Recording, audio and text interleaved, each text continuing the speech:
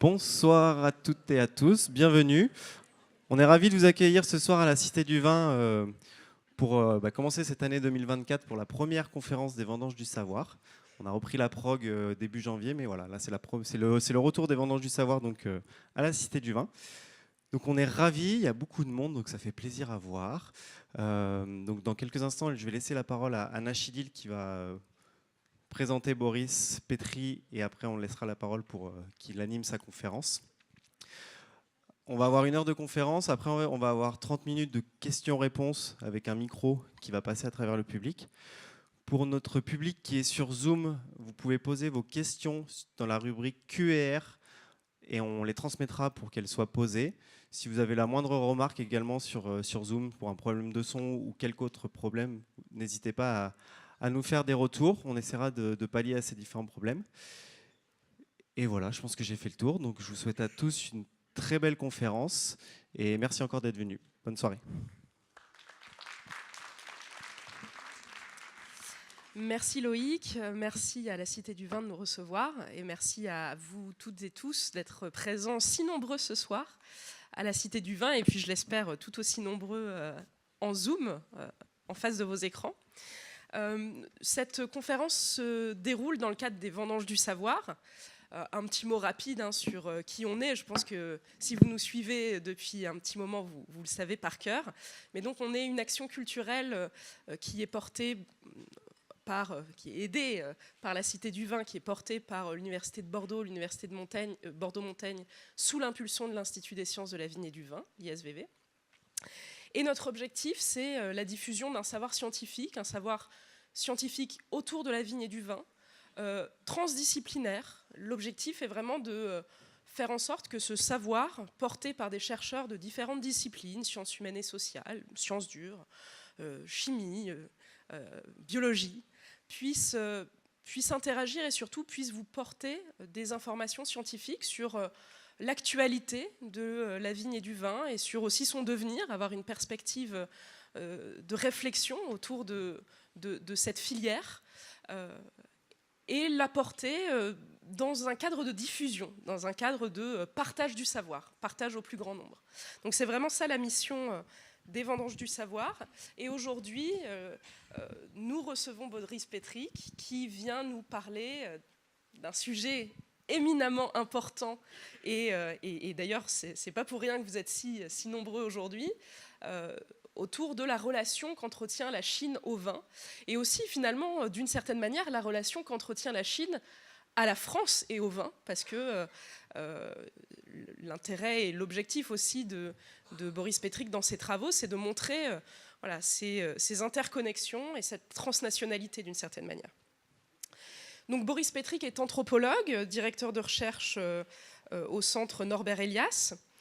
Ses travaux ont d'abord porté sur les mutations politiques en Asie centrale post-soviétique, donc avec un ouvrage issu de sa thèse qui s'intitulait « Pouvoir, dont réseau en Ouzbékistan post-soviétique » qui était paru en 2002 aux presses universitaires de France et qui a été couronné par le prix Le Monde de la recherche universitaire.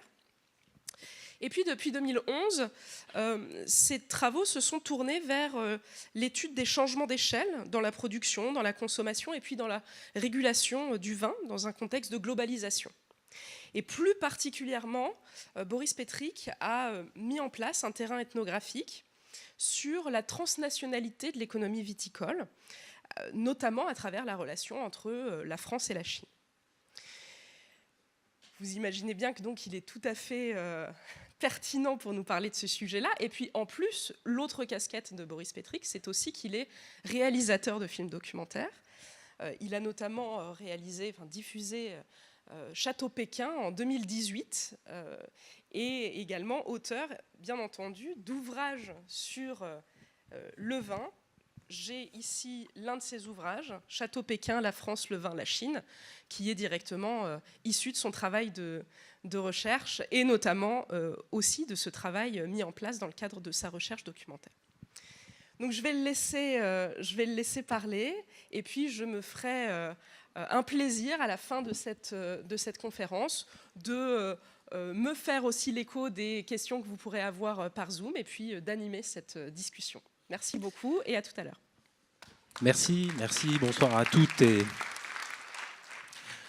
bonsoir à toutes et à tous. Merci d'être venus si nombreux pour m'écouter et puis surtout pour échanger avec moi.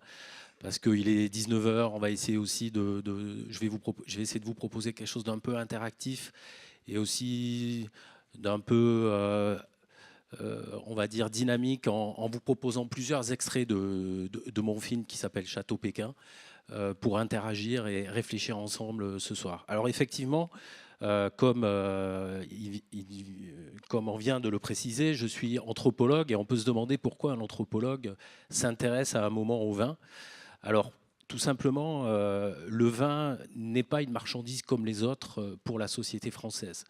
Donc j'ai pu le mesurer à travers une première enquête que j'ai réalisée en 2007-2008 dans ce qu'on appelle le Midi Rouge, cette région qui va de Carcassonne à Nîmes, qui a été marquée par l'histoire viticole française, par le développement des caves coopératives, ce qu'on a appelé le mutualisme, et aussi une implantation politique à gauche.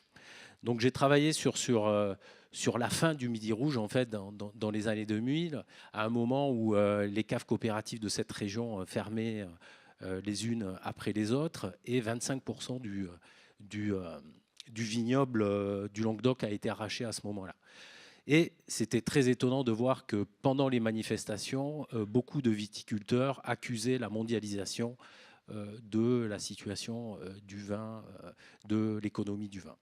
Bon, en fait, effectivement, le vin n'est pas une marchandise ou pas un produit comme les autres pour la société française.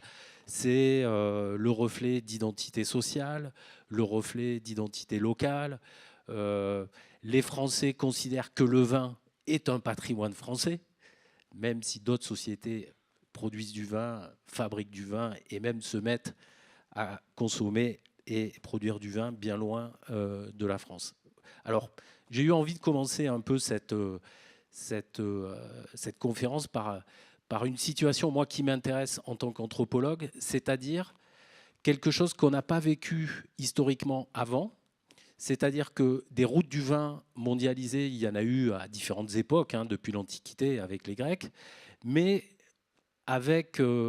depuis les années 2000, nous sommes dans une situation de ce que nous appelons de coprésence.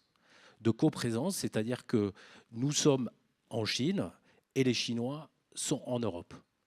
C'est cette situation qui est différente des situations d'expansion coloniale, d'expansion impériale ou d'expatriation, de diaspora dans le monde, ce qui explique d'ailleurs notamment la diffusion du vin, que ce soit en Australie, en Amérique du Nord ou en Amérique du Sud. Là, aujourd'hui, nous vivons quelque chose d'assez étrange qui bouleverse un peu nos repères de savoir où on se trouve. Alors, cette première photo, en fait, je voulais vous montrer une bouteille, mais je n'ai pas trouvé une photo suffisamment... donc, Château Montlot, nous sommes à Saint-Émilion, vous connaissez certainement ce cru, peut-être moins ce domaine, mais ce domaine, en fait, appartient à une Chinoise, Zhao Wei, et donc on peut se poser la question, est-ce que c'est un vin français? Est-ce que c'est un vin franco-chinois? Là, nous avons affaire à un paysage viticole qui pourrait être dans des piémonts montagneux en Europe, mais en fait, on est dans le Yunnan. On est sur le vignoble de Aoyun, donc le vignoble de LVMH, de Bernard Arnault, qui produit un vin en Chine dans les années 2000. Donc cette coprésence dont je parle se manifeste comme ça. Un vin chinois produit par un Français ou des Français et un vin français produit par des Chinois. Donc, d'un point de vue anthropologique, ça nous interpelle d'essayer de comprendre cette transnationalisation de l'économie qui fait qu'aujourd'hui, les repères classiques ou notre manière de lire les relations entre les sociétés ne se limitent pas à des oppositions nationales. Donc ça, je pense que c'est quelque chose de très important. Et justement, si je reviens à la situation du Midi Rouge et à la manière dont les viticulteurs du Midi expliquaient la situation de crise économique vécue à cette époque-là, ne correspond pas à ces grandes oppositions nationales. l'économie du vin est une économie mondialisée avec des capitaux qui sont transnationaux, des investissements. Les grandes compagnies, et notamment françaises, sont présentes, ont des appareils de production en France, mais souvent en Australie, au Chili et bien sûr en Chine aujourd'hui, comme en témoigne Aoyun. Bon, en tout cas, cette situation qui date, qui est relativement récente, de coprésence, s'est accélérée en 2001 avec l'intégration de la Chine à l'OMC. Donc ça, c'est une date très importante pour la société chinoise. Et d'ailleurs, si nous, c'est une date qui, bon, 2001, on pense plutôt au 11 septembre 2001, mais pour les Chinois, le 11 décembre 2001 est une date très importante et ils vivent l'intégration de la Chine comme une victoire dans des rapports de force, des négociations commerciales assez dures. Alors, donc, en tant qu'anthropologue, j'essaye de comprendre comment ce monde du vin s'organise dans cette nouvelle forme de transnationalisation dans les années 2010.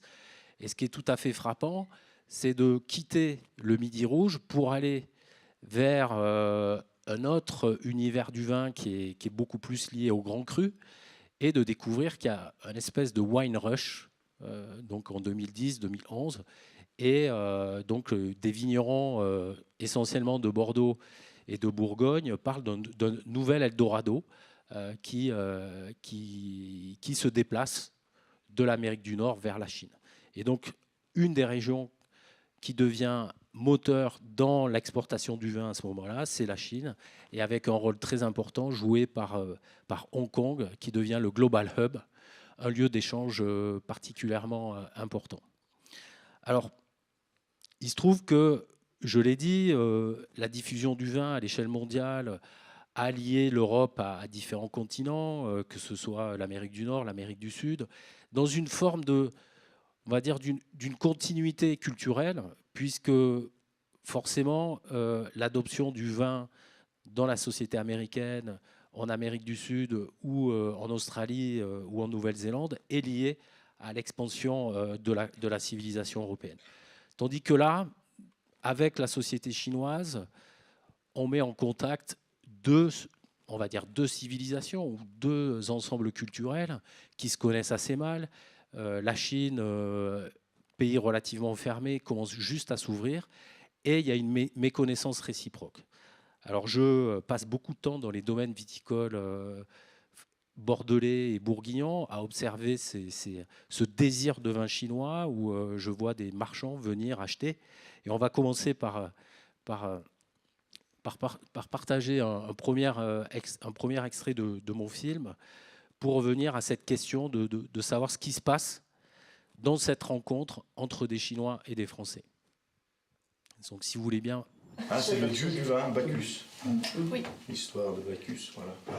Elle connaît 酒神叫 Bacchus，然后这个是因为是一个小孩的形象，因为 Bacchus 的话是一个酒神叫 Bacchus，对巴克斯嘛，然后法语的话叫 Bacchus，然后然后那个这因为哎，这个是小孩名字这个创意很好的，这是希腊我想到了你给我的智慧了。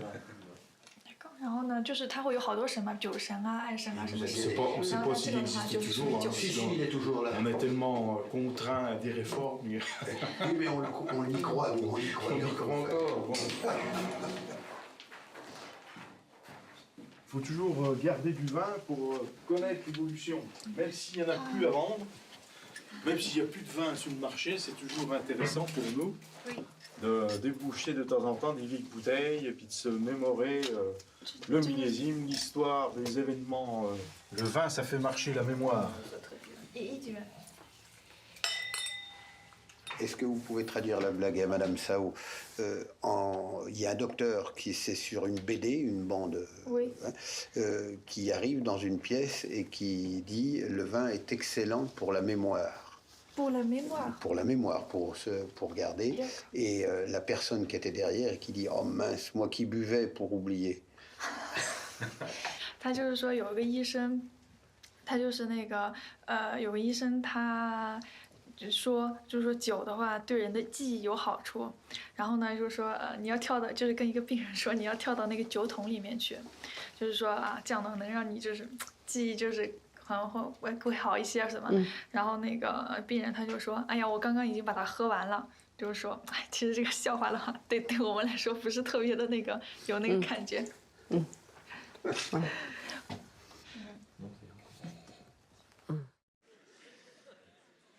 Bon, voilà, je vois que ça fait rire. Alors, pourquoi j'ai choisi de retenir cette séquence dans mon film?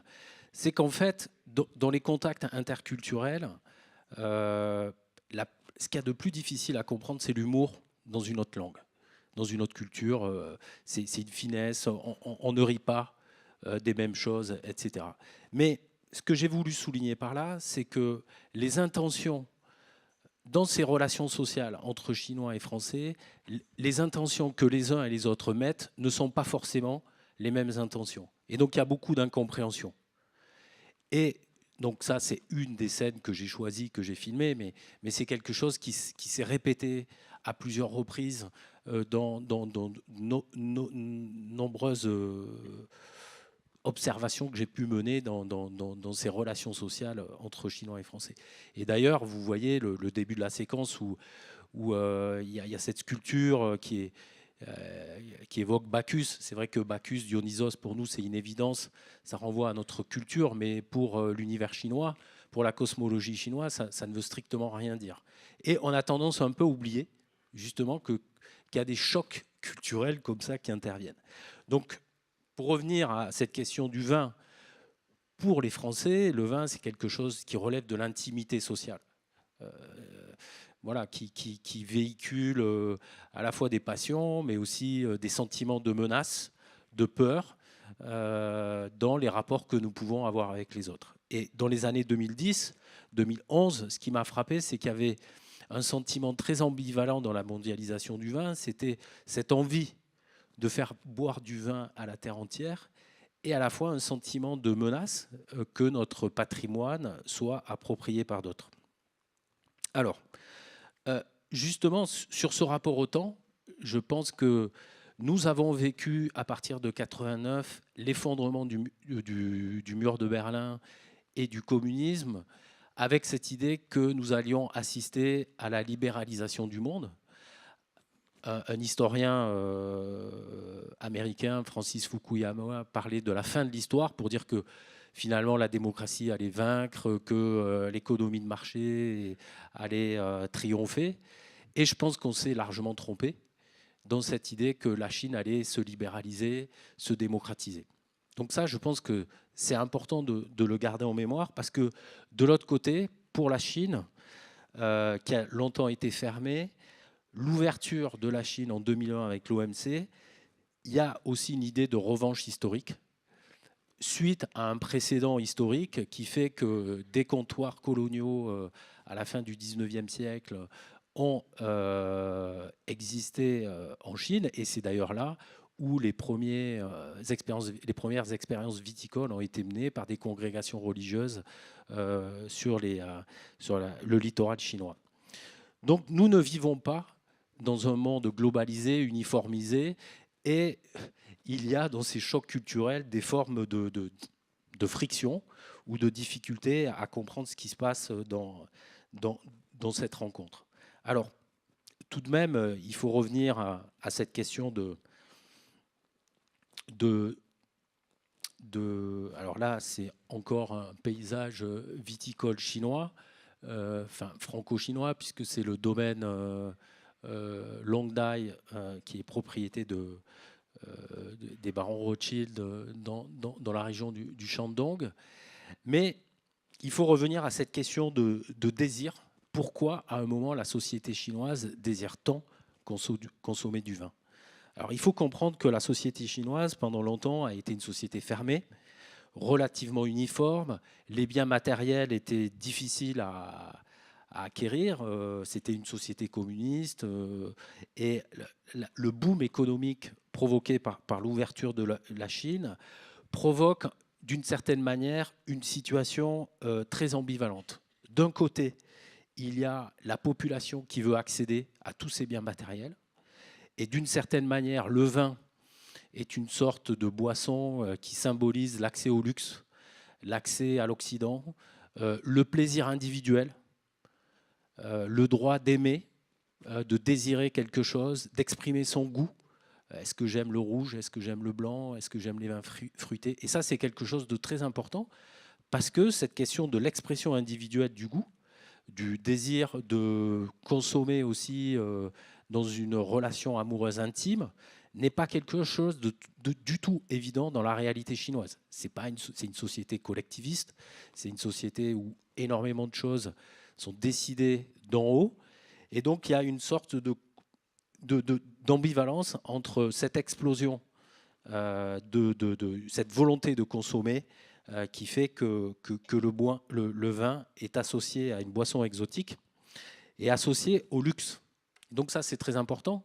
Ça veut dire que dans le voyage du vin, pour nous, le vin, c'est l'histoire d'une civilisation judéo-chrétienne liée à l'inscription religieuse sur plusieurs milliers d'années.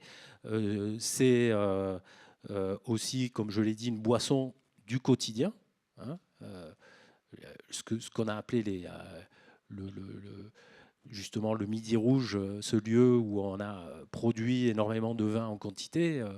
Voilà, nos grands-parents pouvaient boire 1 litre, voire plusieurs litres par jour, à un moment où la population rurale était majoritaire en France.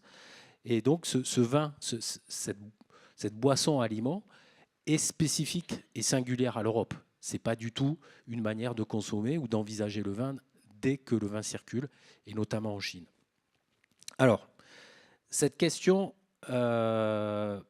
finalement, ce désir va être provoqué grâce au cinéma. C'est des films hongkongais qui vont avoir un rôle très important dans la diffusion du vin en Chine. Donc Hong Kong est un territoire très important pour comprendre l'évolution de la Chine après 1990. C'est comme un espace de traduction. C'est un lieu où les Hongkongais deviennent des médiateurs entre l'Occident et la Chine. Et notamment, il y a des films hongkongais qui racontent à peu près souvent la même histoire. C'est un jeune qui n'a pas fait l'école du parti en Chine, mais qui est débrouillard, qui s'en sort dans la nouvelle économie, qui fait fortune, et qui, pour séduire une jeune fille, achète une bouteille de Château Lafite en boîte. Donc Château Lafite, la feuille, va avoir un succès retentissant en Chine et va être associé donc à cette idée de réussite et de mobilité sociale. Alors, là aussi, donc le vin, tout de suite, est associé à Bordeaux. Et souvent, c'est presque un synonyme pendant plusieurs années en Chine.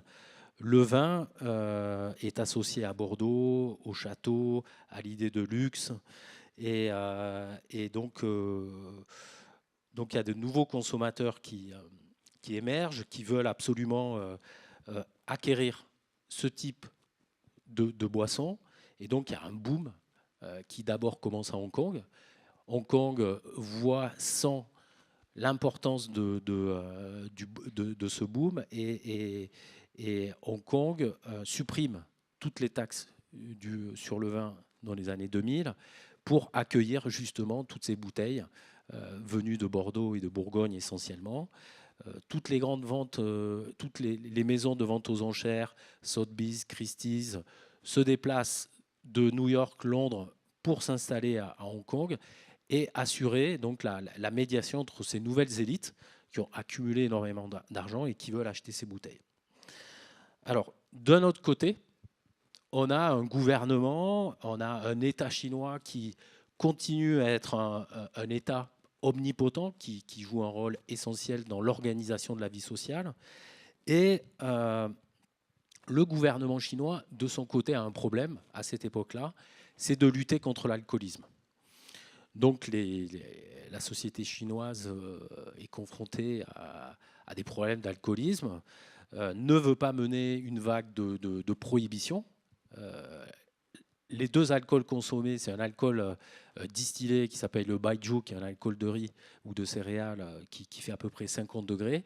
Et ils boivent aussi de la bière, mais surtout le baijiu fait des ravages sociaux importants, mais aussi parmi les élites du Parti communiste. Et donc le gouvernement chinois pense que si les élites locales du Parti communiste adoptent le vin, une boisson qui fait entre 10 et 15 degrés, le vin va participer à une forme de contrôle du corps social.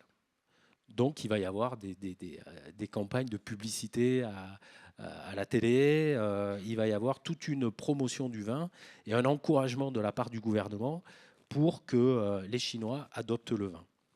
Alors ça n'a pas trop marché, parce qu'en fait, c'est vrai que, alors il y a un engouement pour le vin, mais les Chinois continuent pendant un moment, ou en tout cas dans certains endroits, à boire le vin comme ils boivent le baijiu, c'est-à-dire au cours de banquets et de manière cul-sec. Bon, il ne faut pas caricaturer parce que la Chine, c'est un pays qui est immense, 1,4 milliard d'habitants. Il y a énormément aujourd'hui de consommateurs chinois qui ont acquis une connaissance très sophistiquée du vin. Mais voilà, dans les années 2000, on est dans cette situation. Alors, ce qui va provoquer un engouement supplémentaire pour les vins français, c'est le fonctionnement de la société chinoise. C'est-à-dire que ce qui est important à ce moment-là dans la société chinoise, c'est, je l'ai dit, le rôle de l'État, le rôle du Parti communiste dans les échanges sociaux, les échanges politiques, et le système du cadeau, le liwu, le cadeau, c'est-à-dire que nous sommes dans une société où l'État jouant un rôle essentiel, il y a tout un système clientéliste qui fait que pour avoir accès à une université, pour avoir accès à un emploi, pour avoir un passe-droit, le système du cadeau en Chine nourrit les guangxi. Le guangxi, donc c'est le réseau, votre réseau social qui vous permet de s'intégrer dans la société. Et donc le système de cadeaux fait que certaines marchandises venues de l'extérieur, de l'étranger et de l'Occident, ont une valeur particulière. Et donc les bouteilles de vin français, les grands crus et notamment des bouteilles de Château Lafite, deviennent une sorte de cadeau qui a une valeur particulièrement appréciée dans la société chinoise. Alors, ça pose une nouvelle question par rapport à la question de la consommation du vin en Chine. Je me suis rendu compte que cet engouement pour les bouteilles de vin ne signifie pas que toutes les bouteilles sont bues. C'est-à-dire qu'une bouteille, c'est aussi un objet qui est souvent affiché dans un bureau, dans une maison, comme un objet qui prouve que vous êtes intégré dans la nouvelle société mondiale et qu'en tant que Chinois, vous pouvez avoir une bouteille dans votre meuble sans pour autant boire du vin. Donc c'est pour ça aussi que toutes les statistiques sur la consommation du vin en Chine, c'est très compliqué. À cette époque-là, donc en 2010-2011, on pense que les Chinois boivent 2 litres de vin par an. Nous, on boit à peu près à cette époque-là 42 litres par an. Donc c'est très marginal encore dans la société chinoise, cette question de la consommation. Mais le vin est adopté donc comme quelque chose qui est exotique, qui vient de l'extérieur et qui montre qu'on est intégré dans cette nouvelle société chinoise qui permet de posséder et d'accéder à des marchandises de luxe. On va partager le deuxième extrait de film.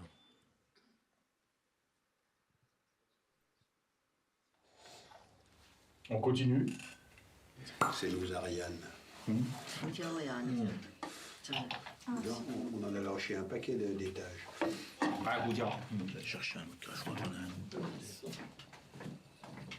Charme. charm 是魅力嘛翻成中文对就是魅力 charming 就是魅力、诱惑、魅力。啊，你说的那些名词都在这里。 Qu'est-ce que ça veut dire? Yo, mais... 魅力 Oui, 魅 mais... 力 ça veut dire charme Ah, 魅力， mais... 嗯 mais... 他就很有魅力。 comme vous Ça, c'est morceau charme 刚刚开 2012. 庭的时候有这种海盐、海腥味儿，甚至有一点那种二氧化硫的味道。嗯，它还是有那种面包的焦香有味。面包，嗯，要过一会儿它的花香就出来了。 Alors on va faire comme on a dégusté les différents terroirs. Là sur Charmes, ce que je voudrais vous faire découvrir, c'est l'incidence des millésimes. Parce que chaque millésime, c'est une identité. Hein, ça c'est comme dans une famille.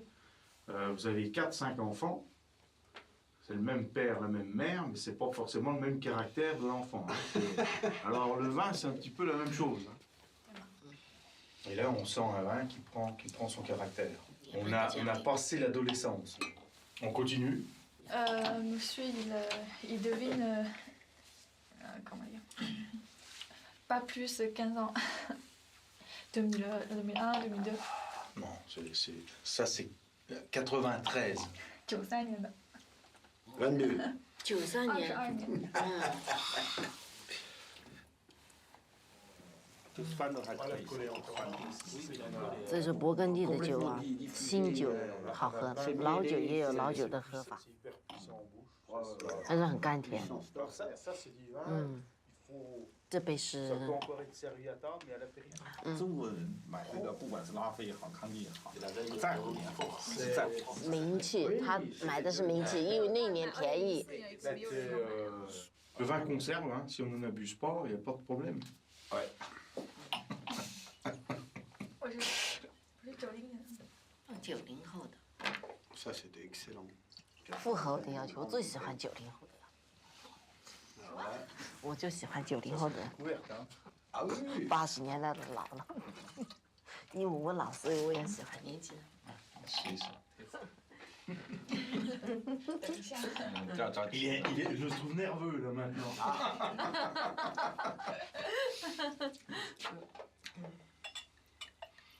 哦，这个，这个，琥珀色，这个是我在他家喝过这种颜色的。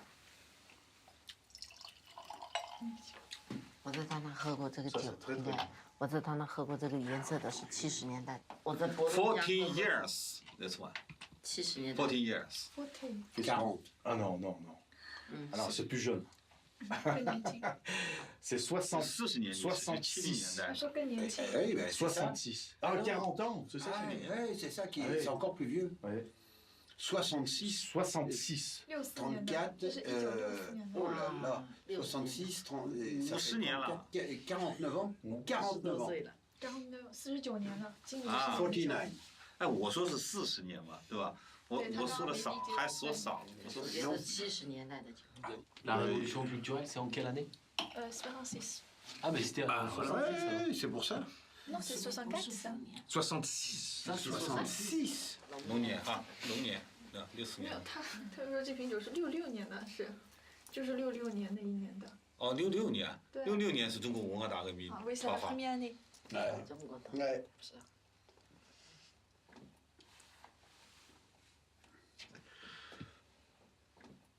Quand vous êtes arrivé ce matin, on a parlé des millésimes, des années, et je vous ai dit la culture du vin mémorise plein de choses.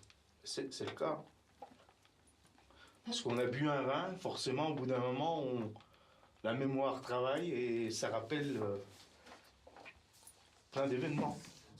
Ah ben, déjà, une vieille bouteille, c'est sûr que, bon, surtout quand on n'a pas participé à la chose, donc forcément, on peut imaginer ce qui a pu se passer autour de la famille, autour du respect, et puis d'avoir pensé à transmettre ce genre de choses, quoi.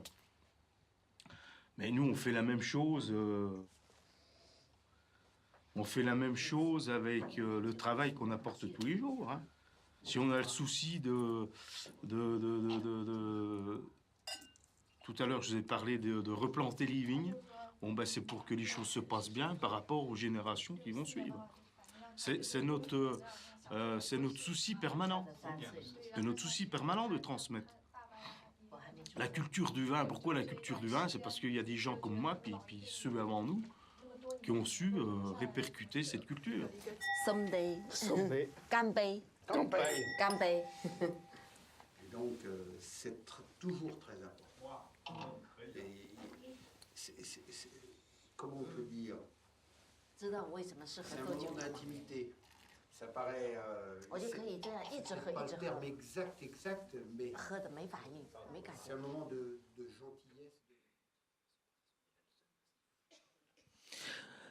Alors, cette scène, on a beaucoup réfléchi avec mon assistant chinois.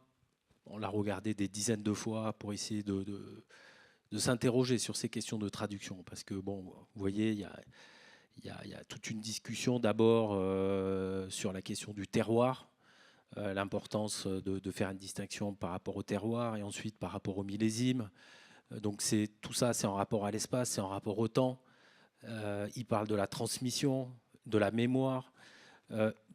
C'est des éléments qui sont évidents pour nous, mais dans la société chinoise, qui connaît une transformation d'une vitesse inouïe, la suppression de la population rurale, les événements de la révolution culturelle de 1966, qui a été un traumatisme pour la société chinoise, où des dizaines de millions de personnes ont été tuées, déplacées, etc. Donc le vin, finalement, amène cette discussion assez étrange sur la mémoire. Et donc là, Madame Tsao, en fait, c'est une grande acheteuse de vin de Bourgogne. Elle a acheté plusieurs fois la pièce de charité au ventes des hospices de Bonn. Et elle vient 2-3 fois par an en Bourgogne acheter plusieurs millions d'euros de vin chaque année. Et la personne avec qui elle goûte, c'est un journaliste spécialisé dans le vin en Chine. Du coup, et là aussi, ce vigneron français, donc il y a une exploitation familiale, donc il débouche une bouteille, 2 bouteilles, 3 bouteilles, ça a duré 3 heures, hein, cette dégustation. Et puis il y a une émotion qui monte, et bon, moi au début, j'ai pas compris pourquoi il pleurait, qu'est-ce qui s'est joué, et en fait, 66 correspond aux vendanges qu'il a faites lui-même avec Jan Palacek. Ça vous dit peut-être rien, certainement, mais c'est quelqu'un qui s'est immolé pendant le printemps de Prague en 68, donc un événement qui est lié au communisme. Et donc là, il y a une espèce de dialogue de sourds ou une difficulté de réfléchir en quoi ce que nous produisons nous attache à un territoire, à un espace, à des événements dans le temps. Et une des choses qui m'a frappé, c'est que finalement, les Chinois, lorsqu'ils viennent en Europe, ils ne sont pas forcément intéressés pour fréquenter le littoral, les plages et tout, mais ils ont un intérêt pour la ruralité. Ils s'interrogent souvent comment nous avons réussi, malgré des épisodes assez violents dans notre histoire, à maintenir une certaine continuité, et notamment dans ce rapport à la terre. Bon, donc une fois de plus, cette question du désir de vin qui va nous relier à la Chine est compliquée. Est compliquée dans ce que de ce qu'on donne, de ce qu'on échange avec une société qui a ce désir de consommer, qui devient aussi le symbole d'une nouvelle puissance. Hein. Et c'est là aussi où le vin est intéressant, parce qu'en fait, les grandes ventes aux enchères organisées par les grandes maisons comme Sotheby's, Christie's, sont un indicateur aussi du déplacement de richesse. Pendant longtemps, ça a été, au 19e, c'était Londres qui était la place forte au moment de la puissance de l'Empire britannique. Après, ça a été New York, et aujourd'hui, c'est Hong Kong, qui implique et qui est l'expression de ce déplacement de richesse qui fait qu'aujourd'hui, il y a indéniablement un déplacement et des rapports de force économiques qui se sont déplacés vers la Chine et au détriment plutôt de l'Europe. Donc, il faut bien voir qu'à partir de ce moment-là, cette question de désir de consommation aurait pu aussi s'arrêter là. C'est-à-dire qu'une société adopte une nouvelle boisson, ça n'a rien d'original dans les épisodes historiques.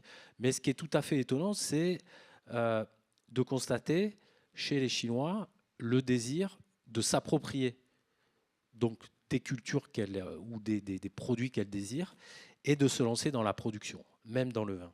Alors, l'autre phase de mon travail, ça a été après avoir observé des dizaines de dégustations comme ça, des lieux de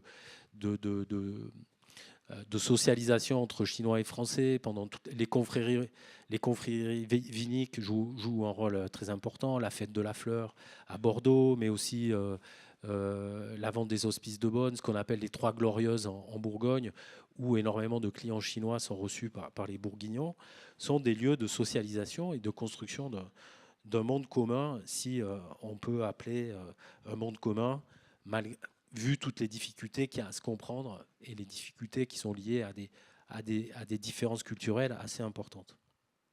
Alors, le désir de production de la Chine au niveau viticole intervient à peu près au même moment, dans les années 2000. Il y a eu des phases de transfert de savoir-faire dans les années 80, on en parlait tout à l'heure, je crois qu'il y a quelques Français qui ont travaillé notamment à Tianjin, dans la société de Dynastie qui à ce moment-là, il y avait quelques joint ventures pour produire du vin, mais il va y avoir une espèce de boom, donc lié aux accords de l'OMC qui permettent aussi de nouveaux investissements en Chine. Et donc le gouvernement chinois, comme je l'ai dit, pour la consommation, estime aussi que c'est dans son intérêt. En fait, le Parti communiste chinois fait un plan quinquennal, fait une analyse de son économie et identifie chaque année les marchandises qui sont importées. Et donc, dans cette réflexion chinoise, il y a à chaque fois une volonté de limiter les importations et donc de prendre des décisions politiques pour en arriver à limiter les importations. Alors, on est face à finalement à presque un mouvement contradictoire, parce que je pense que les Chinois veulent boire des vins exotiques et des vins étrangers, et en même temps, le gouvernement chinois va se lancer dans une vaste opération pour favoriser l'émergence d'une production viticole chinoise. Alors aujourd'hui, la Chine a à peu près 800 000 hectares un vignoble de 800 000 hectares, ce qui est à peu près l'équivalent de la France. C'est très difficile aussi d'avoir des statistiques fiables, parce qu'on ne sait pas si comme le système fonctionne par région, et on peut avoir des différences assez importantes en fonction des arrachages qui ne sont pas contrôlés par l'État central forcément. Mais en tout cas, donc à partir des années 2000, il y a une espèce de boom et la naissance d'un paysage viticole en Chine, avec l'idée que le vin ne concurrence pas les autres productions agricoles. Donc c'est des terres. Les terres du vin sont des terres relativement pauvres. Ce ne sont pas des terres où les Chinois plantent des céréales. Donc ils vont développer des vignobles dans différentes régions. Donc là, ici, vous pouvez voir, je ne sais pas si... Ah. Donc en fait, vous avez la région côtière du Shandong, qui est la région la plus importante. Après, vous avez tout ce qui est autour de Pékin, qu'on appelle la région du Hebei.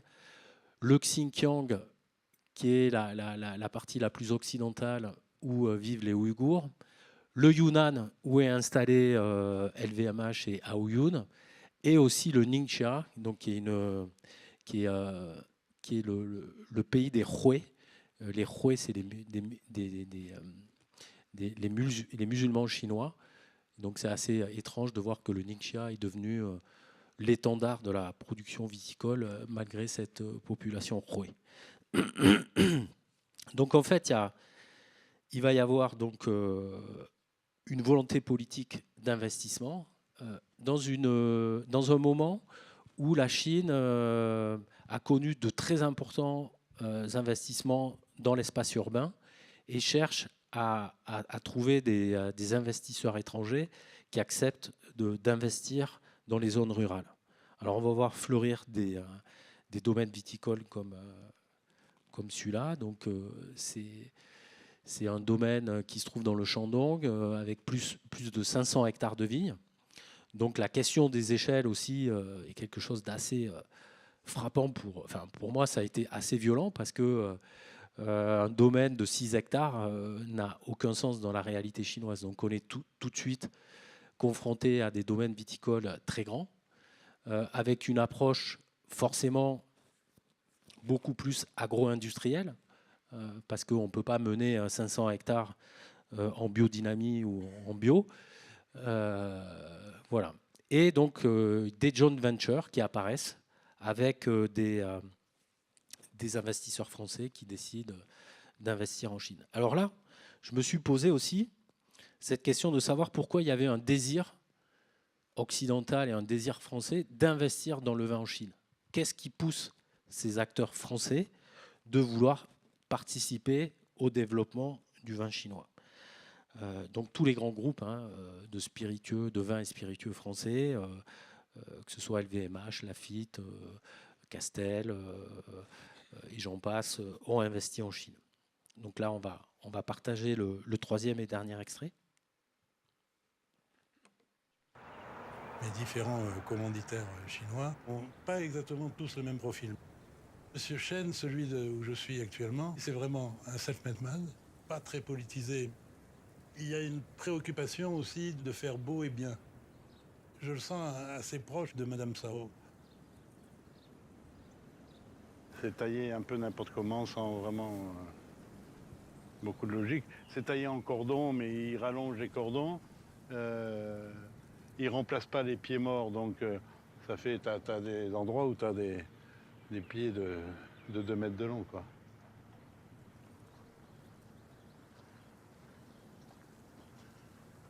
Bon, mais ça, il faudra un peu le temps. C'est-à-dire, on ne peut pas tout faire, tout changer du jour au lendemain.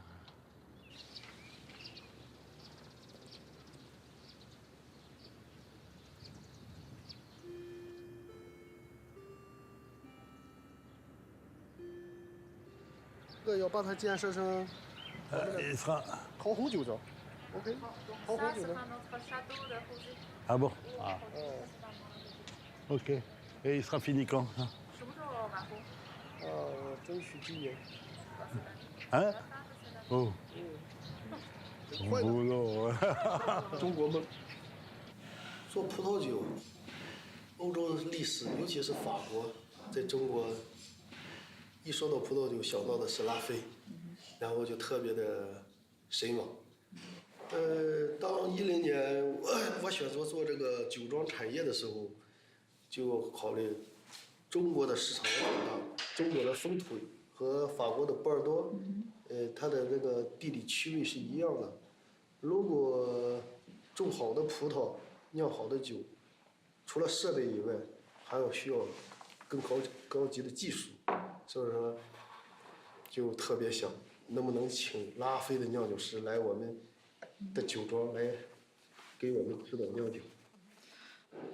高林是大师级的人物，他是中国的葡萄酒皇帝。给皇帝喝的，干杯！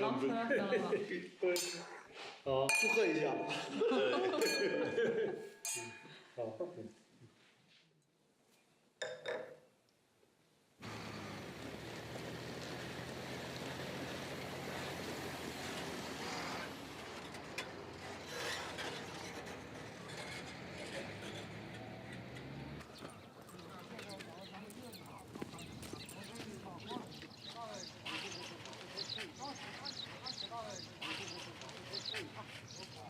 我的梦想是在这片土地上酿造中国最好的酒庄酒。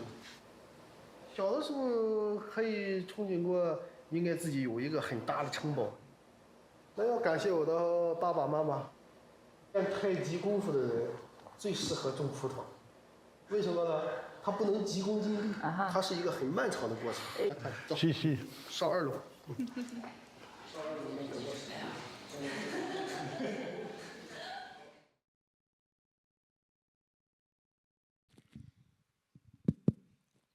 Voilà donc Monsieur Chen qui est donc propriétaire de ce complexe œnotouristique où il y a plus d'une vingtaine de châteaux, 500 hectares. Donc il a fait appel au service de Gérard Collin, qui est un onologue originaire de Bordeaux, qui a travaillé pour Château Lafite en Chine et qui a été flying winemaker pour plusieurs propriétaires chinois. Et là, donc il y a une question qui se pose, c'est aussi le rapport à la terre et à la propriété, parce que finalement, dans la société communiste aujourd'hui chinoise, il n'y a pas de propriété privée. Donc on a un bail, on a des baux sur la terre, et le rapport à la maison n'est pas du tout ce qu'on appelle le rapport à la demeure dans les sociétés européennes. C'est-à-dire que la question de l'attachement à la terre, c'est souvent lié à des rapports sur plusieurs générations, alors que dans la société chinoise aujourd'hui, vu la transformation de cette société, le déplacement des populations, la circulation des populations, lorsqu'on a un château, ce n'est pas le château de la famille, ou ce n'est pas la maison d'une famille, mais c'est plutôt un hôtel. Donc il n'y a pas cette idée d'attachement à la terre qu'a symbolisé dans les sociétés européennes l'émergence de ces demeures qui ont lieu sur les domaines viticoles, notamment à Bordeaux au 19e. Donc cette question du rapport à la propriété, c'est très important pour la question du vin, parce qu'on sait que la culture du vin, en Europe en tout cas, est liée à un rapport au temps, comme l'expliquait le vigneron bourguignon, à un temps long. Alors que là, nous sommes sur un rapport au temps qui n'a rien à voir. La société chinoise, tout va très vite, et en tout cas, c'est un rapport au temps qui est bien différent du nôtre. Donc pour dire que dans ces relations sociales et ces échanges, il y a des formes d'asymétrie, puisque finalement, les Français ne peuvent pas accéder à la propriété en Chine. Ils peuvent participer à des joint ventures, avoir donc une participation dans des entreprises, mais la propriété privée est une réalité qui n'existe pas dans la société chinoise. Alors que dans les échanges, beaucoup de Chinois ont pu acheter des domaines viticoles, des terres agricoles en Europe. Et c'est une des questions qui s'est posée d'ailleurs à Bordeaux. Et dans les années 2015, il y avait une inquiétude face à l'arrivée des investisseurs chinois. Et c'est très intéressant de relire la presse d'ailleurs aujourd'hui et de voir cette inquiétude, mais qui était liée aussi à un phénomène qui est arrivé très vite et qui a été très fort, mais qui n'a pas duré très longtemps. En gros, il y a à peu près 150 domaines viticoles qui ont été achetés par des Chinois à Bordeaux sur 5000 propriétés. C'était très rapide, mais c'était relativement marginal, mais ça a fait les gorges chaudes de pas mal de médias, sans remettre en cause le patrimoine viticole français. En tout cas, je me suis beaucoup interrogé pourquoi des grands groupes comme Rothschild, LVMH investissaient en Chine, sachant que ça prend des années pour faire du bon vin, quel était l'intérêt de transférer un savoir-faire. Et je pense qu'il faut comprendre ce phénomène dans des échanges beaucoup plus vastes. Aujourd'hui, ces grandes sociétés, ces grandes compagnies viticoles ont des intérêts dans d'autres domaines, notamment dans la grande distribution pour LVMH ou dans la finance pour Rothschild. Et l'idée, c'est des échanges et des formes de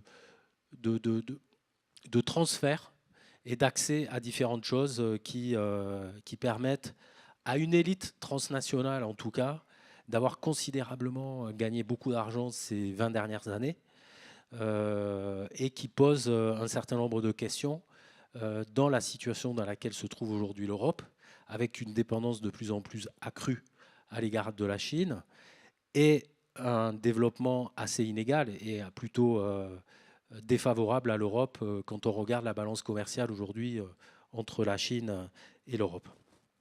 Voilà, je vais m'arrêter là. Donc l'idée, c'était à travers cette réflexion sur le vin, pour moi le vin c'est comme un biais un prétexte pour réfléchir à quelque chose de beaucoup plus complexe, qui est de savoir quel lien les sociétés européennes vont construire avec le géant chinois au cours du XXIe siècle. Et je finirai par cette carte, qui est la carte des nouvelles routes, ce qu'on appelle les routes de la soie chinoises, qui essayent de créer de nouvelles routes pour faciliter justement le transport des échanges commerciaux et de marchandises, notamment entre l'Europe et la Chine, à travers le circuit de cette route de la soie ferroviaire qui lie la Chine à l'Europe aujourd'hui et qui va de Duisbourg à Xi'an.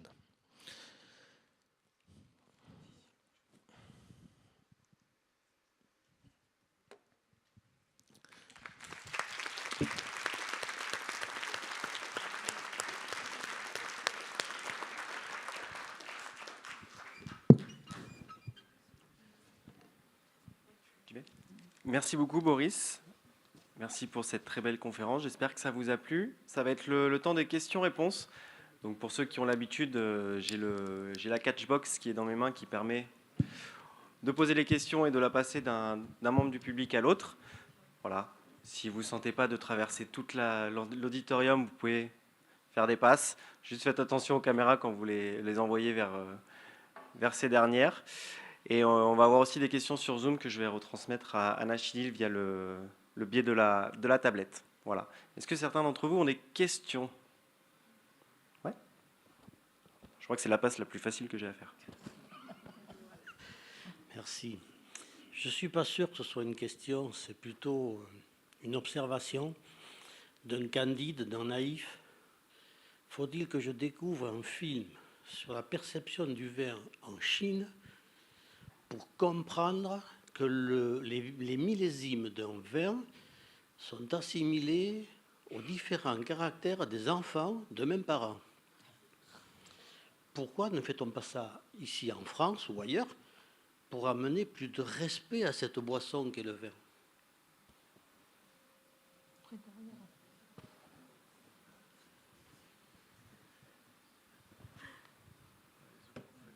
Qui ça?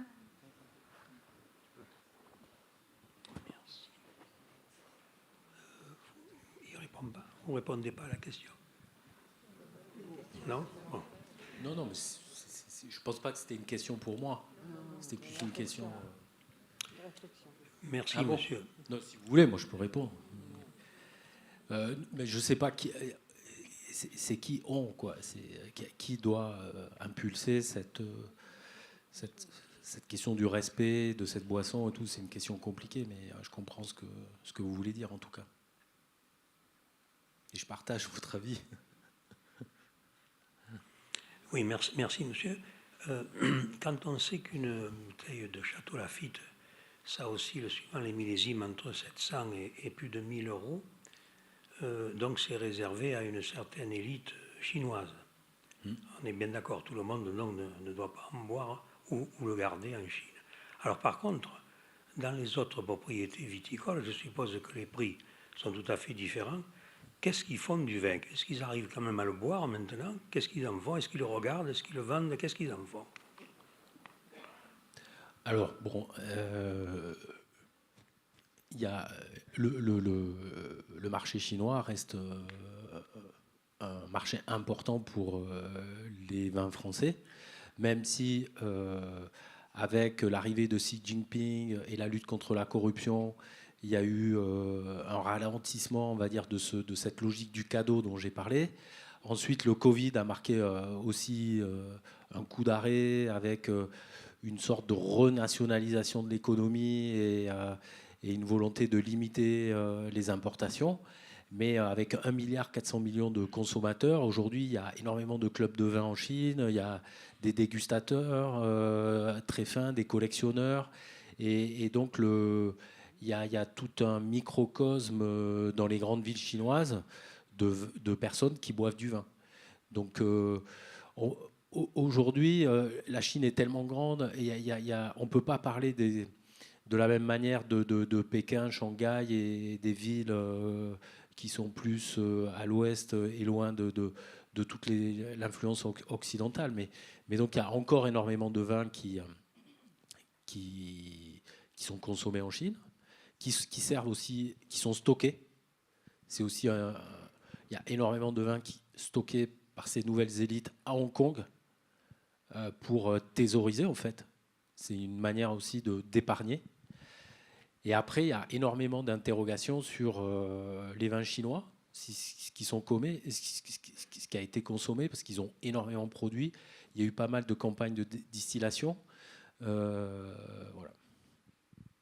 Peut-être pour faire suite à cette question, on a quelques questions sur Zoom liées à cette consommation.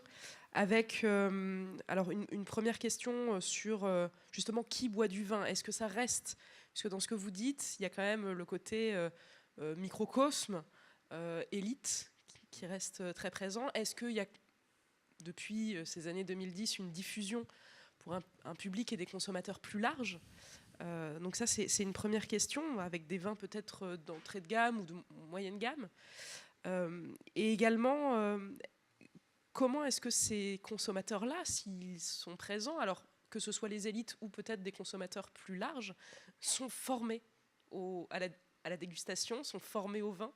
Vous parliez de clubs d'œnologie, ce genre de choses. Est-ce que c'est ça la porte d'entrée? Est-ce qu'il y en a d'autres?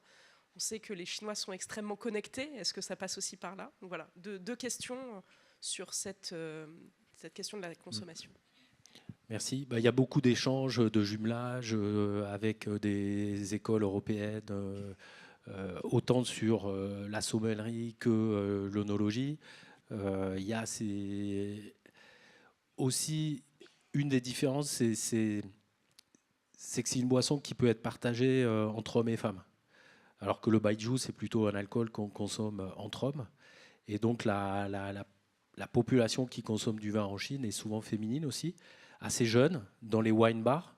Voilà,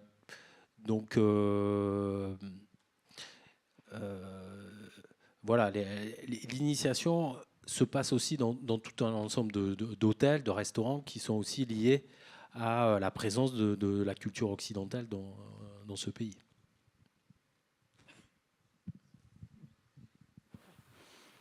J'avais une autre question, c'est qu'on a vu que la Chine importait beaucoup de vins d'Europe, mais les vins qu'elle produit, elle les exporte ou c'est uniquement consommé sur place? Très peu.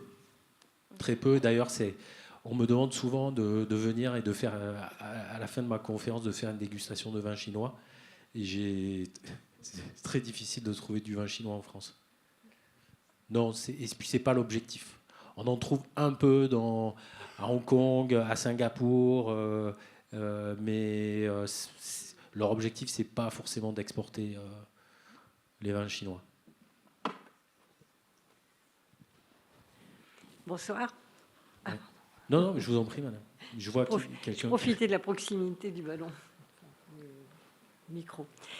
Quel genre de vin ils produisent, eux? Et est-ce qu'on est complémentaires dans les vins qu'on leur exporte, qu'ils achètent de chez nous? Ou sont des vins de quel niveau de qualité, les vins chinois? Quel cépage, etc. Est-ce que vous nous donnez quelques grandes informations sur les vins produits et leur complémentarité avec les nôtres ou pas? Alors, en fait, ils produisent du rouge, du blanc, du rosé, du sparkling, des mousseux. Et je pense qu'on est aussi dans une phase d'expérimentation. C'est relativement récent, l'implantation de la culture viticole en Chine. Donc, ils sont aussi à la recherche des lieux les plus favorables. Donc, il y a eu un engouement, par exemple, pour le Shandong pendant un moment, mais c'est une zone très humide. Et il y a énormément de problèmes de maladies, et donc la nécessité de traiter. Il y a d'autres régions qui ont eu un succès à un moment, le Ningxia et le Xinjiang, mais il y a d'autres problèmes liés à la sécheresse et aux conditions climatiques. Et finalement, les zones de Piémont, notamment le Yunnan et d'autres régions, ont moins de superficie, mais des vins en termes de qualité qui sont souvent plus intéressantes.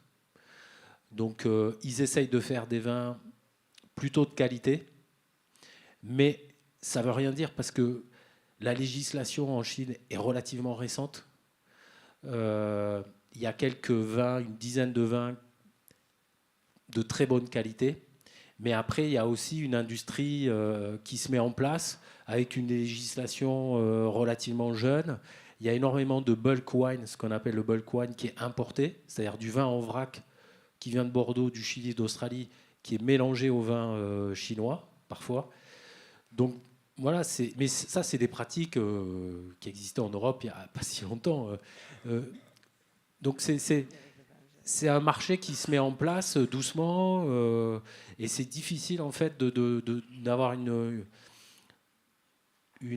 position générale. Mais il y a quelques... On parlait de Château Bolongbao, par exemple, qui fait un très bon vin blanc qui est à 50 km de Pékin. Il y a quelques domaines qui se sont distingués dans des prix internationaux, notamment dans le Ningxia. Voilà. Et en ce qui concerne les cépages, ils ont importé tous les grands cépages qui viennent du monde entier. Et il y a quelques cépages autochtones, notamment ce qu'ils appellent le Cabernet Garniche. Et aussi, ils essayent de faire du Marcellan. Un cépage, ils ont essayé de lancer ce qu'ils appellent le Marcellan Day, pour faire un peu comme l'Argentine avec le Malbec, merci, d'associer le pays à un cépage. Mais en fait, il y a tous les grands cépages qu'on trouve ailleurs. Et donc, beaucoup d'expérimentation, beaucoup de pépiniéristes qui font des essais à différents endroits. Je suppose qu'il n'y a pas de vin bio. Bah là, c'est pareil, la législation, c'est compliqué, elle se met en place et tout. Certains producteurs se réclament du bio, mais en tout cas, ce qui m'a frappé, c'est que, par exemple, Madame Tsao, que j'ai suivie en Bourgogne avec d'autres personnes, cette population très riche veut des vins artisanaux, bio, en biodynamie. La biodynamie, ça les intéresse. Et ils ne veulent pas des vins agro-industriels. Donc c'est le paradoxe, en fait. Pendant que le micro passe vers le fond de la salle, quelques autres questions sur Zoom, notamment par rapport à la viticulture plutôt. Alors du coup, on a dit qu'il y avait eu une baisse de la consommation, notamment à partir de 2020, Covid, fermeture des frontières. Pardon. Et surtout, plus ce moment de convivialité, puisque vous le disiez, finalement, le vin se consomme beaucoup dans des moments de convivialité, aussi des moments professionnels, dans le cadre interpersonnel. En tout cas, il y a cet enjeu-là. On boit peu seul chez soi. On n'a pas ce mode de consommation quotidien, comme vous pouviez le dire. Est-ce que du coup, ça a entraîné une diminution de la production de vin en Chine ?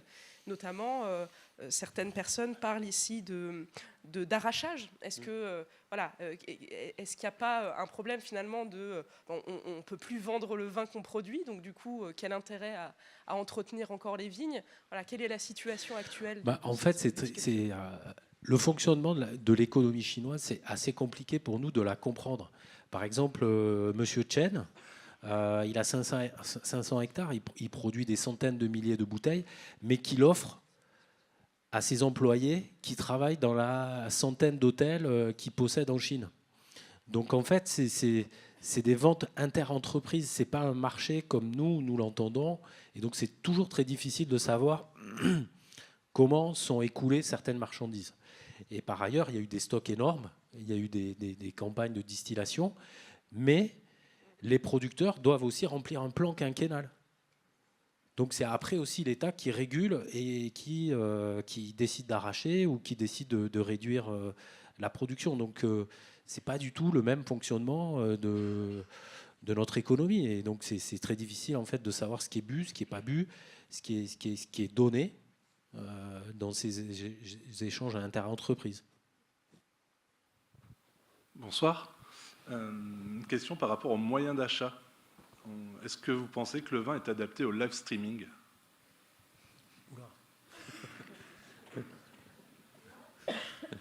Est-ce que vous pouvez nous... On sait qu'en Chine, on peut acheter sur des plateformes comme Alipay avec des lives qui durent 5-6 heures et des vins qui défilent au fur et à mesure. Voilà. Est-ce que vous pensez que le vin est un produit adapté à ça ? Est-ce que ça marche vraiment ou pas du tout ? Alors, en fait, c'est une question difficile pour moi, parce que la vente en ligne marche énormément en Chine, pour beaucoup de produits. Sur les produits alimentaires, il y a une question de confiance. Il y a beaucoup de copies. C'est un problème énorme pour la société chinoise. Il y a eu plusieurs scandales alimentaires qui font qu'il y a des gens qui se sont empoisonnés. Et donc, pour acheter en ligne, souvent, il faut faire confiance. Et par exemple, je sais qu'en Bourgogne, mais même à Bordeaux, j'ai rencontré plusieurs étudiants qui sont des sortes de brokers, d'intermédiaires. C'est-à-dire qu'ils vendent, ils expédient par la poste des bouteilles, mais ils se portent garant de l'authenticité. Donc en fait, la question, c'est plus de savoir ce mode de vente, s'il y a quelqu'un qui vient expertiser ou qui vient authentifier ce qu'on envoie. Ça marche, merci. Le micro continue à passer. Une autre question qui est finalement assez liée à ce qu'on disait tout à l'heure sur les transformations de la consommation. Vous parliez de l'importance du bordelais, en tout cas dans l'imaginaire viticole et œnologique des Chinois, mais la tendance est aussi beaucoup en ce moment au grand vin de Bourgogne, et d'ailleurs on le voit dans votre film documentaire. Compte tenu de ce qui est en train de se passer, compte tenu aussi de cette implication de l'État qui veut peut-être réduire un petit peu ses importations, qui veut booster la production chinoise plutôt que les importations, est-ce qu'on n'est pas là face finalement à une sorte d'impasse ou de voie sans issue, dans le sens où on s'est dit que c'était un grand marché d'exportation, et vous l'avez rappelé, il y a eu les États-Unis et puis ensuite il y a eu la Chine, et on a beaucoup investi aussi dans cette exportation-là, mais quel devenir pour ces exportations-là, quel devenir pour ce commerce entre la France et la Chine, en tout cas dans ce sens-là à l'avenir peut-être. Alors la question est dans les 5 à 10 ans, mais finalement même déjà maintenant, est-ce qu'il y a encore un avenir pour le vin français en Chine? Bon, l'histoire est incertaine, l'avenir est incertain, et puis bon, c'est difficile de faire des prévisions. Franchement, je pense que la situation géopolitique, on peut plutôt penser que les choses vont se compliquer. Il y a toute une partie du volume des vins de Bordeaux qui était expédié en bulk wine. Ça, je pense que ça ne marche plus. Et donc, ça touche tout un secteur de l'économie viticole de Gironde, mais qui ne concerne pas les grands crus. Et je pense que cette élite, mais cette élite, ça se compte en plusieurs millions de consommateurs ultra riches, va continuer à vouloir consommer des grands crus, du cognac, du champagne. Voilà, donc comment les choses vont se faire. La question qui se pose, moi je trouve, aux sociétés européennes, c'est quand même de savoir, dans cette balance commerciale, finalement aujourd'hui on exporte énormément de produits agricoles en Chine. Je ne suis pas sûr que l'idée de fournir un marché aussi gigantesque que la Chine est la solution. Donc j'aurais plutôt tendance à dire de faire comme les Bourguignons, qui essayent de diversifier leur clientèle et de faire des quotas. Donc en fait, dans tous les grands domaines de Bourgogne, c'est pas parce que vous avez de l'argent que vous pouvez acheter du vin. Il y a des allocations qui sont faites. Donc ce système garantit par exemple à la Bourgogne d'être moins sino-dépendante. Et je pense que Bordeaux est plus frappé par le phénomène parce que donc il y a cette question du bulk wine et il y a aussi des grands crus qui ont énormément vendu avec des allocations de plus en plus importantes vers la Chine. Mais à mon avis, cette partie du vignoble n'est pas menacée et il y a déjà, j'imagine, des stratégies très diversifiées qui se mettent en place pour ne pas subir cette dépendance, quoi. Bonsoir. Alors j'ai peut-être une petite réponse partielle par rapport à la question du monsieur qui a posé sur la vente sur live streaming en Chine pour le vin. Mais je suis chinoise, donc je connais un peu le marché et comment ça fonctionne. Je vis en France, donc personnellement, j'ai jamais essayé, j'ai jamais expérimenté ce genre de vente. Mais après, de ma connaissance, la réponse est oui, ça fonctionne. Parce que le point le plus important, c'est par rapport à la confiance et à la confiance du vendeur, de l'animateur. Ce dont vous venez de dire, vous venez de parler, cette vente est très concentrée aux certains vendeurs, on va dire, connus ou qui ont une bonne réputation.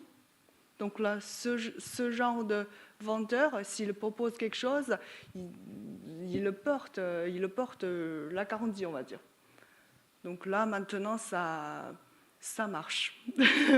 Mais après, de ma connaissance, c'est pas du vin. Ce qui marche plus sur ce genre de plateforme, c'est pas du vin très connu, c'est pas du vin de très très très bonne qualité, mais en général, c'est du vin des petits domaines français, petits domaines bordelais, qui ont moins de connaissances, qui ont moins de réputation sur le marché. Et du coup, les vendeurs deviennent leurs ambassadeurs, en fait. Voilà, ça marche plus ou moins comme ça. Merci. Merci. Le micro continue à tourner. Je vous en prie. Oui, bonsoir et merci déjà pour ce partage de connaissances. Et votre film, en fait, je voulais rebondir là-dessus, en fait, parce que vous parlez, vous nous montrez en fait les échanges franco-chinois donc au sein de ce domaine vignoble. Je voulais m'intéresser en fait aux réflexions que ce fameux Gérard faisait par rapport aux vignobles asiatiques. Et je me demandais en fait si donc il y avait des choses qui n'étaient pas respectées ou c'était pas pareil qu'en France. Je voulais savoir si vous en saviez plus sur notamment les procédés et la manière de créer le vin, du coup, en Chine précisément.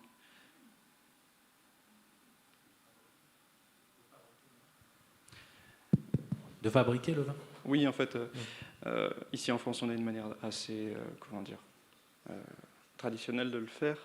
Si ces dernières, je veux dire, dans le documentaire que vous nous présentez, on voit les échanges et des complications de communication à travers ces échanges. Et je voulais savoir si notre... Oui, mais je comprends votre question. En fait, c'est une question qu'on me pose souvent. Mais moi, ça fait 20 ans que je travaille sur l'économie viticole. Et je peux vous dire qu'il y a énormément de trafic aussi en France.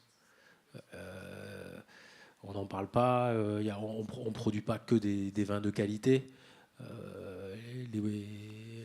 Vous allez dans un rayon de supermarché, il n'y a pas que des bons vins.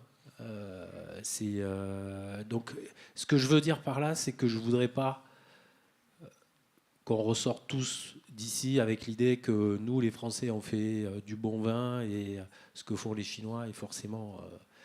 Donc, en fait, je peux pas avoir une réponse unanime pour la Chine. J'ai vu des choses que j'ai d'ailleurs vues aussi en France, des usines à vin avec des sachets de thé, par exemple, immenses, des gros sachets de thé qui sont faits des sachets pour boiser les vins, avec des copeaux de chêne. Mais ça, je l'ai vu en France aussi. Donc des procédés qui sont pas du tout artisanaux. Donc j'ai vu ça, mais j'ai aussi vu des personnes vraiment engagées, notamment dans le Ningxia, qui essayent d'apprendre, qui essayent de bien faire, qui ont envie de faire des choses de qualité. Donc je ne peux pas faire de généralité, mais quand même, je dirais que vu l'organisation de l'économie et les échelles, on est plutôt sur quand même des logiques de marque et d'agro-industrie, avec de gros domaines. Et ce que fait Aoyun ou Longdai, c'est un épiphénomène dans la réalité de l'économie viticole chinoise, quoi.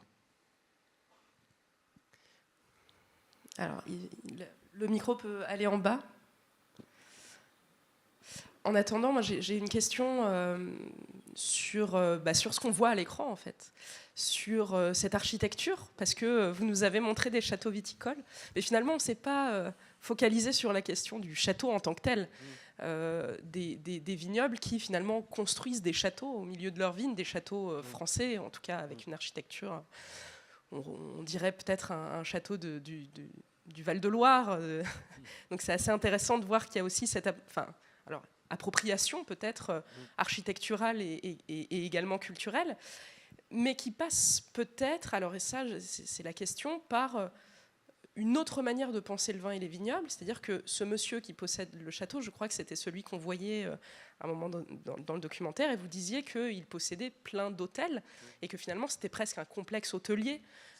Donc c'est un complexe hôtelier au milieu des vignes, et que donc la question que je me pose, c'est est-ce que finalement le vin n'est pas aussi une manière de valoriser cette architecture via, par exemple, le no-tourisme, puisque vous montrez ça, et puis il y a aussi à Yantai, vous parliez de cette nouvelle cité du vin, qui est une vraie cité, qui est une vraie ville en fait, qui est un vrai complexe no-touristique. Quel est le rapport du coup qui se tisse entre ces vignobles et le no-tourisme et leur dynamique de valorisation via les visites et donc est-ce que finalement la donne immobilière et hôtelière n'est pas presque aussi importante que la donne liée à la production viticole en tant que telle? Oui, en fait, c'est vrai que j'ai pas du tout eu le temps d'en parler parce que pourrait presque faire l'objet d'une conférence. À quoi ressemblent ces domaines œnotouristiques, puisqu'en fait, c'est souvent des hôtels, ces châteaux, destinés à des populations urbaines qui viennent passer quelques jours, ou qui réservent le château pour un mariage, pour des événements d'entreprise, avec l'idée, moi, de mon point de vue, de domestiquer un peu le corps social. C'est-à-dire qu'il y a cette idée que le vin, c'est distingué dans la manière de boire, de déguster et tout ça. Donc il y a une volonté, je trouve, de la part des autorités, de favoriser ce genre d'endroit pour proposer des lieux de divertissement, de récréation pour la nouvelle société chinoise. C'est assez étonnant pour nous de voir ces copies ou ces formes de châteaux, des églises qui ne sont pas des églises. C'est un peu étonnant pour nous. Je ne sais pas. Ce rapport entre, je dirais, le formel et le fond, le contenant et le contenu, c'est une question où il y a des personnes qui travaillent beaucoup sur ces questions-là, mais pas seulement dans le vin, dans plein de domaines, hein, parce que c'est aussi la force de la Chine, d'aller...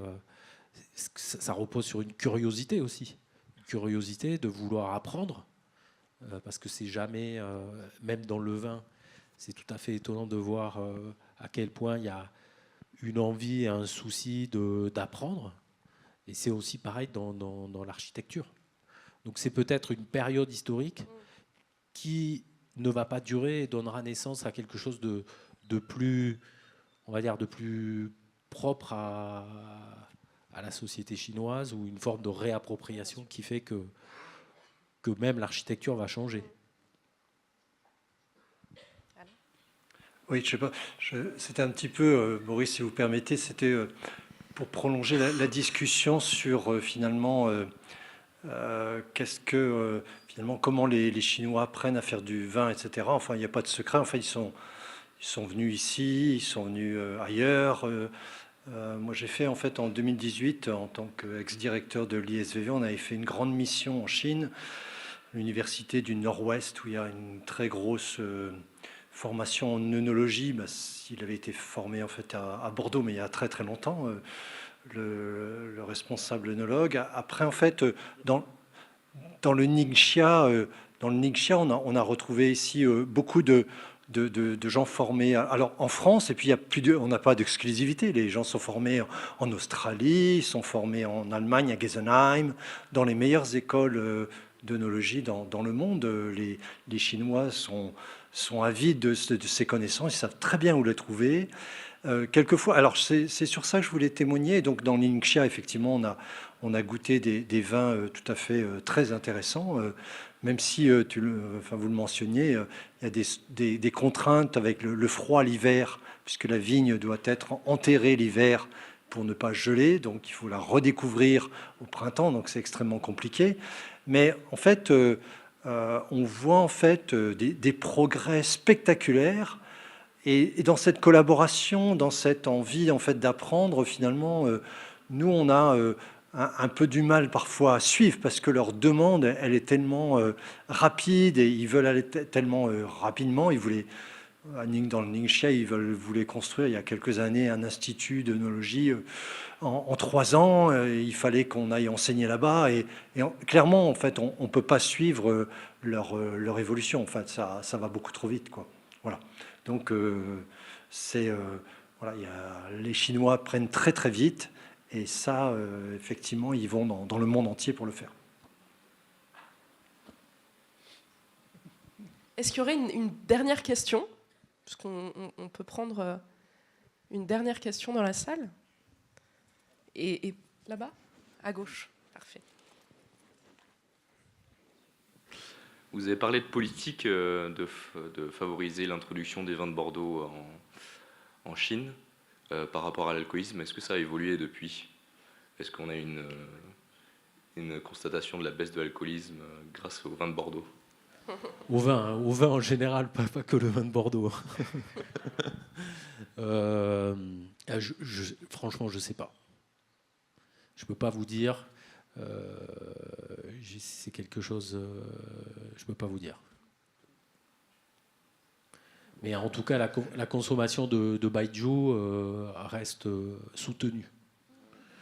Puisque les gens qui travaillent en Chine évoquent que pour signer des contrats, faire des affaires en Chine, il faut avoir le foie solide et qu'il faut souvent boire et tout. Ça fait partie de la sociabilité chinoise, quoi, pour nouer des liens, on mange bien et on boit bien. Il n'y a pas du tout. Mais pas forcément du vin. Le fait que ce soit surtout... il y a beaucoup de travailleurs, c'est surtout la classe ouvrière. Et moi, je sais qu'en France, à une époque, on avait toujours son litron de vin rouge au bord du champ pour pouvoir tenir la journée et travailler toute une journée. Donc il y a peut-être cet aspect-là aussi, non? Non, justement, cette boisson dont vous parlez, dont Pasteur parlait, qui était une boisson aliment, qui est typique des sociétés rurales européennes et en particulier françaises, où dans les années 30, la consommation c'était 3-4 litres par jour, mais c'était un vin à 8 degrés. Et ça, c'est pas du tout la réalité chinoise. Ceux qui boivent du vin en Chine, je l'ai dit, c'est plutôt associé au luxe. Et les ouvriers chinois, ils boivent de la bière et du baijiu. Ça ne viendrait pas à l'idée de boire du vin. Ça n'a pas du tout, justement, pénétré la société chinoise jusqu'aux classes ouvrières, quoi. Et d'ailleurs, à un moment, on voit une petite gourde d'un ouvrier. Et c'était, je ne sais pas si vous avez vu, il y avait marqué 60 degrés.